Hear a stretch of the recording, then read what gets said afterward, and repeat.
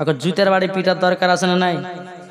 কি গো হ্যাঁ, যারা বলবে যে নবী আমাদের মতো অমনি বাবা যে লাঠি আর লাদ না ধরে এমন পিটা পিটতে হবে, এখন দাস তাড়া করতে হবে নাকি বলছেন? হ্যাঁ হ্যাঁ, ওই যে ভালো কথা মনে করেছে যে ডাব চোর, হ্যাঁ পেট মোটা মাছ চুরি করা চোর, জীবন তো লেখাপড়া করেনি। বাবাজি মুসলমান বাপের গাছে 17টা মাদ্রাসায় 17টা ডাবের গাছ ছিল, রাত্রে বেলাতে উঠে উঠে ডাব চুরি করে সকালে বেলা নামতো, তা ফজর নামাজও পড়তো না। তাহলে এর ভিতরে ইলমে সলাহিয়াত কেমন ভাবে থাকতে পারে নাকি বলছে? এই যে আরেকটা বক্তা বাড়িয়েছে বাবা, বলছে উটের পেশাব পান করা যায় যাচ্ছে, জুতার বাড়ি পিটার দরকার আছে না বলেন?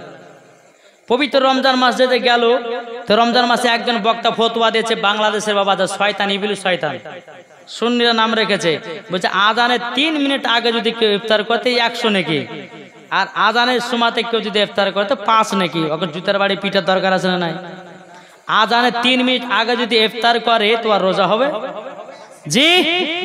তাহলে এই বক্তার ওয়াজ শুনবে যে মরার পরে জাহান্নামে যাবে সেই, বুঝতে পেরেছেন? ওয়াজ যদি শুনতে হয় সুন্নি আলেমদের ওয়াজ শুনে ঈমান তাজা করো, মরার পরে জান্নাতি হবে। আর ফেসবুকে বলেন ইউটিউবে বলেন আগাছা কিছু বক্তা বাড়িয়েছে, এই বক্তার ওয়াজগুলো শুনবেন না। যদি ওয়াজ শুনেন আপনার ঈমানও দুর্বল হবে, আর ঈমান দুর্বল মানে আপনি শেষ। বুঝতে পেরেছেন? জি। তাহলে বাবাজি আমরা সকলে নবীকে মোহাব্বত করব, আল্লাহর ওলিদেরকে ভালোবাসবো, এটাই তো আমাদের বাবাজি জান্নাতি মুসলমানদের পরিচয়।